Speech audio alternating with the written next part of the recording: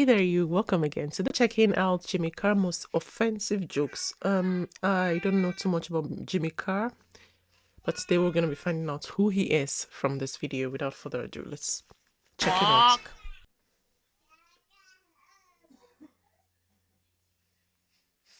I often get asked after the show, the most common question after a show is, what's the most offensive joke? What's the worst joke? Now, I don't think I can tell you the most offensive joke, because I think offence is taken, not given. That's not just an expression. That is how it tends to work. Different people take offence at different things. So I can't tell you what the most offensive joke is. It's different from everyone. We could start gentle and work our way up and see at what stage, as an audience, you go, oh, for fuck's sake. Do you want to give it a go? Yeah! OK, well, let's start gently. Baby steps. All right, we'll start gentle. Very sad when Princess Diana died. And all London got was that shitty fountain. Still better than Paris, all they got was a slow down sign.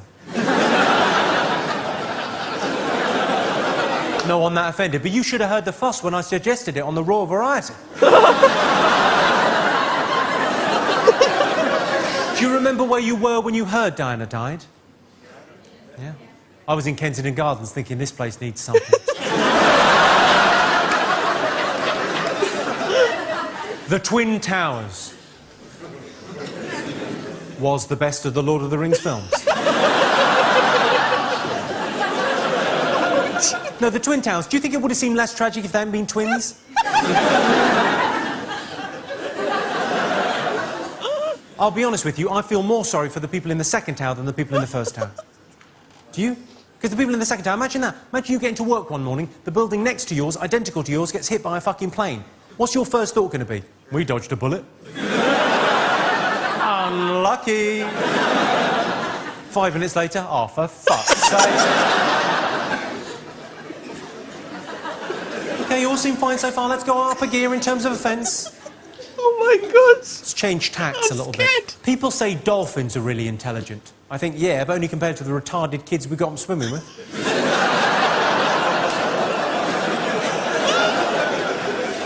When a dog is on heat, it means it wants sex. That is my defence. It's a good area for offence, that, isn't it? The weird sexual things that other people do that you've heard about, you'd never dream of doing, but you've heard about. Felching is a good example. It's even a horrible word, felching. For those of you that don't know, felching is the retrieval of sperm from the anal canal via suction. Oh, I know. How mental is that? It's like fucking someone in the arse and then going, I take that back. No one offended by felching? OK, let's go up another gear. I've got a friend that recently had an abortion. But on the positive side, slimmer of the month. She got a badge and a round of applause. She can't believe her luck. On the subject of abortions, a lot of people support a woman's right to choose. But I think, if I'm paying for it... I'm joking, I never pay. It doesn't cost anything to fall down the stairs, does it? Some of these girls, I swear, they think I'm made of coat hangers.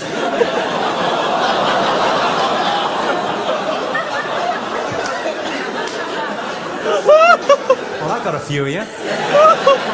Just a few of the hardcore, not offended by anything so far. Let's see if we can pick you off. I discovered the hard way, the worst way to start a benefit gig for abused children is with an apology. I said I was sorry, I don't see what the fuss was about. If men fall asleep directly after sex, why is it so difficult to catch a rapist?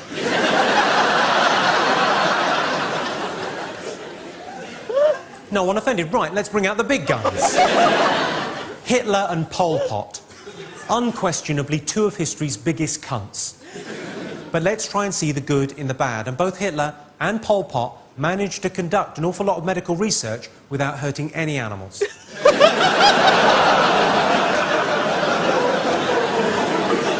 I put it to you, if you're not even a little bit offended, you haven't really understood that. This next joke is just a simple piece of wordplay. It's a little turn on a very common phrase, yeah? Just a little bit of wordplay. The joke isn't about what the joke's about, if you follow me. It's about the wordplay. Yeah, you know it's going to be offensive if it comes with a little warning before. They say there's safety in numbers. Yeah? Tell that to 6 million Jews.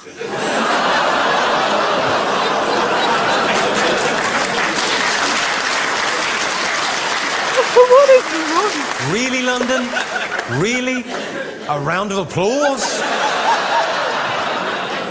Because to my mind, that should be the most offensive joke, not just in the show, but in the world ever. Because content-wise, that's a joke about the worst thing that's ever happened. The Holocaust. 6 million lives taken by an industrialised killing machine, the Nazis. That's the worst thing in human history, and that's a joke about that. But it's not that offensive a joke. It's not anti-Semitic, it's not racist, it doesn't hate anyone. I mean, it's in bad taste. I'll give you that. Because it's taking lightly something very serious, and that's like the definition of bad taste. I put my hand up to bad taste. Obviously, I'll put my hand up like that, not like that. That's only going to make things worse. Never high-five a rabbi. Now, the most offensive joke in the world, if you judge it by offence caused, yeah, the kind of consequence of the joke, rather than the content of the joke, is actually a cartoon done 4 years ago, yeah? Caused more offence than any other joke in human history. It was of Muhammad with a bomb as a hat, done by a Danish man. There was protesting all over the Islamic world. They don't like iconography at the best of times. They certainly don't like people taking the piss. So there was protesting all over the Islamic world. Some of those protests turned into riots. 3 Danish embassies burnt to the ground and 10 people lost their lives in rioting. All because of a joke about somebody's imaginary friend.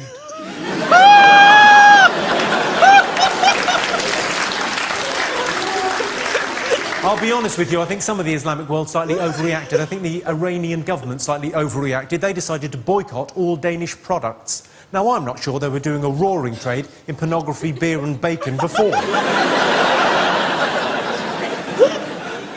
So that is, for what it's worth, the most offensive joke in the world ever. Ladies and gentlemen, thank you so much for coming to the show tonight. Thank you so much for buying the DVD if you're watching this at home. Just a quick thing before I go.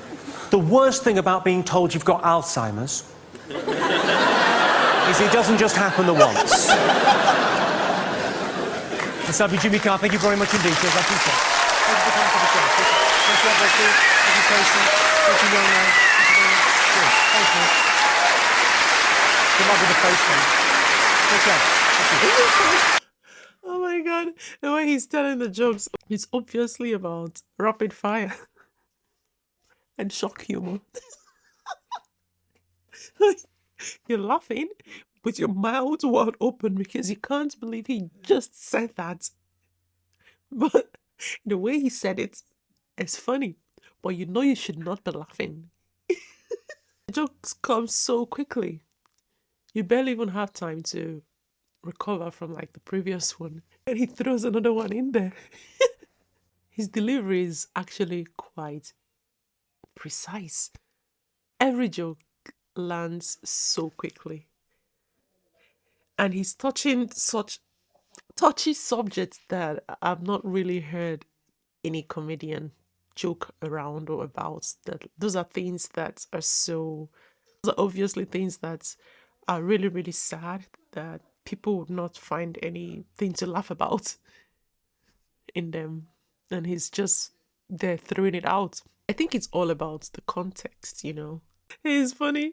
The thing I've noticed about this video is the shock factor, the fact that you're laughing from the shock. It's funny, it's funny. Thank you so much for sharing this one. I'll be checking more of his stuff out, obviously. I hope you guys enjoyed this, and I hope you guys liked Jimmy Carr. If you did enjoy it, consider hitting the subscribe button and also giving me a big fat thumbs up.